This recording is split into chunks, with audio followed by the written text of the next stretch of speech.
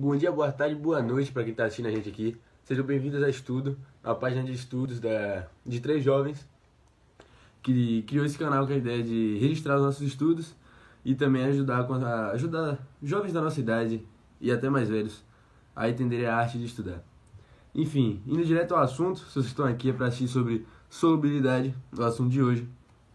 Eu estava estudando esse assunto alguns dias desses e resolvi registrar aqui porque é comprovado que quem explica o assunto que estudou tem mais chance de reter esse assunto. Então vamos direto. Solubilidade, o que é a solubilidade em si? Vamos para o termo primeiro. Solubilidade é a capacidade de uma substância se dissolver em outra.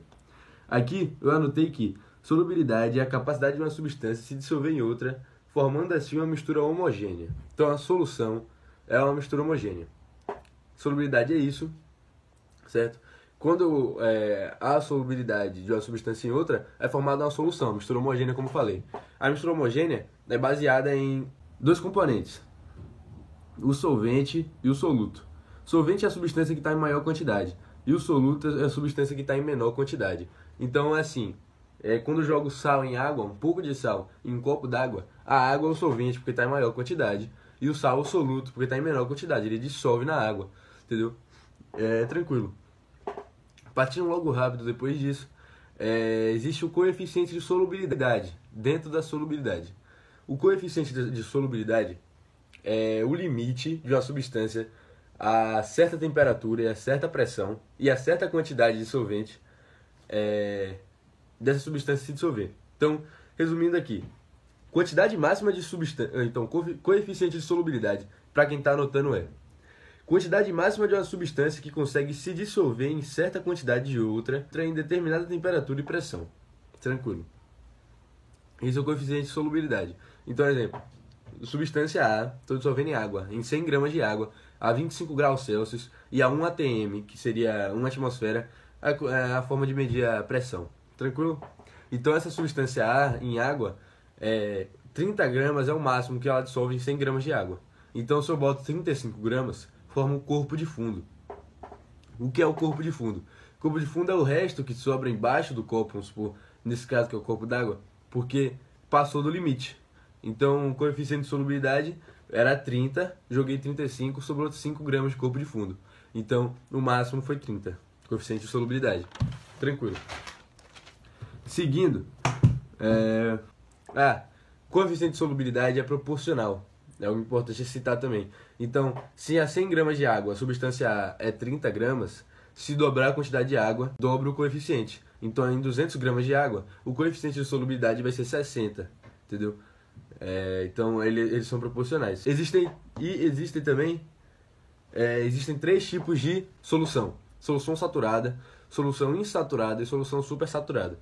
A solução saturada, quando ela está no limite. Saturada de não aguenta mais, entendeu? Está no limite, está ali cheia. Então, no exemplo da substância A, continuando nesse exemplo, seria a substância a 30 gramas de soluto. Porque se passar disso, gera corpo de fundo, ele precipita. Então, depois disso tem a solução insaturada. A solução insaturada é qualquer solução que esteja abaixo do coeficiente de solubilidade. Então, se tem a quantidade de soluto menor que 30, se a gente for considerar a substância A, menor que 30, então vai ser uma solução insaturada. Ele aguenta mais soluto antes de precipitar. E a solução supersaturada é uma solução que continua sendo uma mistura homogênea, mas ela já passou do coeficiente de solubilidade. Então, supostamente, já era para ter formado um corpo de fundo, mas não formou. Por quê? Porque, vamos supor, ela foi adicionada essa quantidade de soluto a mais, mas depois ela sofreu... Vamos supor que essa substância em específico, ela aumente sua solubilidade conforme a temperatura aumenta. Então, colocou essa substância, gerou o corpo de fundo, só que eu esquentei o copo, esquentei a água, esquentei a solução. E ela esquentou ao ponto dessa substância se dissolver. E depois eu deixei ela resfriar, voltando à temperatura inicial. Só que quando ela volta à temperatura inicial, ela não precipita de novo, entendeu? Só que aí então ela vai continuar supersaturada, porque essa quantidade de soluto tá a mesma do início, só que ela agora tá uma mistura homogênea e não mais uma mistura heterogênea com corpo de fundo. Só que aí essa solução, se eu jogar um pouquinho de soluto a mais, ela forma. Se eu balançar, se eu tiver algum movimento brusco na solução, ela também vai formar, ela também vai precipitar de novo. Dá para se expressar a concentração de uma solução em várias formas. Então, vou citar duas aqui que tem destaque. Então, seria 20 gramas, vamos supor, solução A e água também.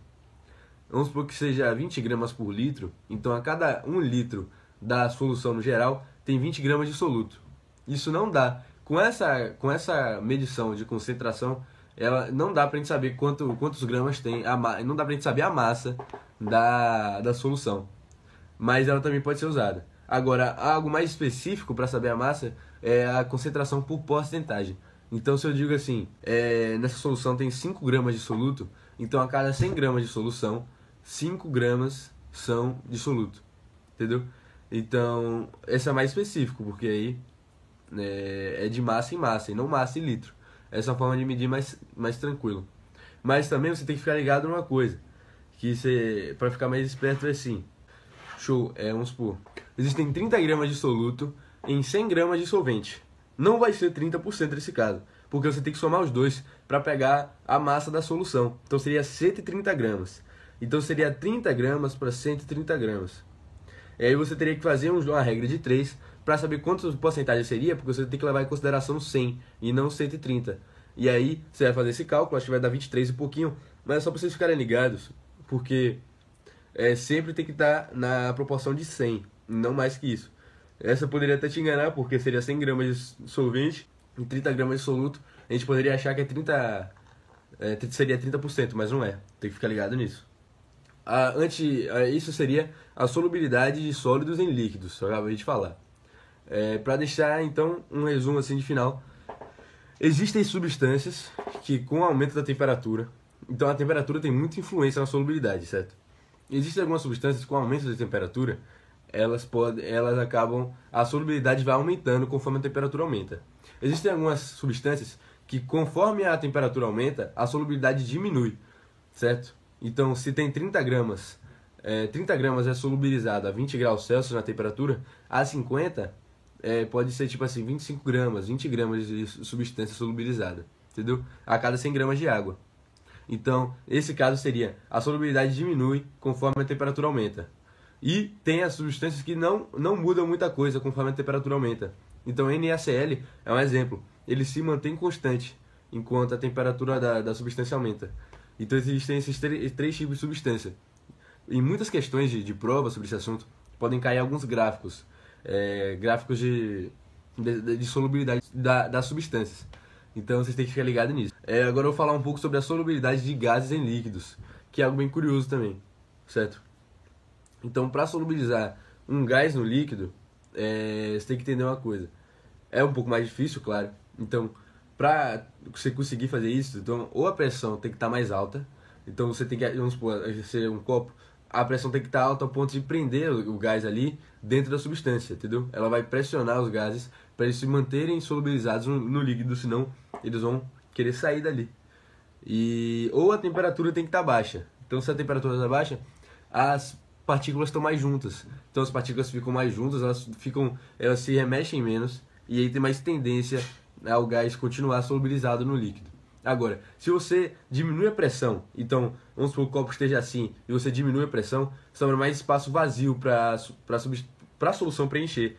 Então, se você tem um copo aqui e a substância tem a pressão, você diminui a pressão, então vai ter mais espaço vazio, e aí a solução vai ter mais espaço, né? E aí o soluto, que seria o gás, ele vai querer sair e vai perder sua solubilização, certo? E quando a temperatura aumenta, as partículas se remexem mais.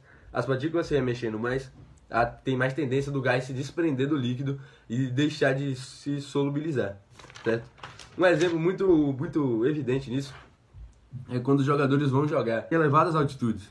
Então, eles têm que ir bem antes para se preparar para o jogo, porque quando eles estão lá, eles têm que o corpo tem que se adaptar. Por quê? Em elevadas altitudes tem menos pressão. Então o oxigênio que corre pelo sangue, ele acaba se solubilizando menos. Então ele acaba, tipo assim, se desprendendo do sangue. E aí o sangue fica com menos concentração de oxigênio. E aí pra gente obter energia, pela respiração celular, certo? Se tem menos oxigênio, tem menos respiração. Se tem menos respiração, vai ter menos energia. Então, o corpo tem que se preparar a isso primeiro. E aí eles ficam um tempo lá se adaptando, o corpo se adaptando, por quê? Depois de um tempo lá, o corpo vai perceber que tem menos fornecimento de oxigênio, porque ele solubiliza menos no sangue. Então, aí o corpo vai ter que produzir mais hemoglobinas para eles prenderem mais oxigênio no sangue e conseguir transportar. Então vai ter um maior aproveitamento de oxigênio. E aí eles vão conseguir jogar tipo assim, a 100% do seu potencial, porque eles já vão estar adaptados ao ambiente. Então isso é o que eu queria falar de solubilidade por hoje. É isso que vocês têm que saber. Claro que tem bem mais coisa no assunto, mas isso é um resumo do assunto. E que vai ajudar bastante aí. Desculpe se eu me embolei um pouco, mas a questão é que tive que fazer esse vídeo um pouco na correria. Mas eu acho que a ideia ficou legal. Às vezes eu falo meio embolado, mas eu acho que deu pra entender tudo tranquilo. Então muito obrigado por terem assistido esse vídeo. Tem mais vídeos na Estudo. Sigam a nossa página lá no Instagram. A gente também tem um podcast, com alguns podcasts bem da hora. E continue acompanhando. Tamo junto.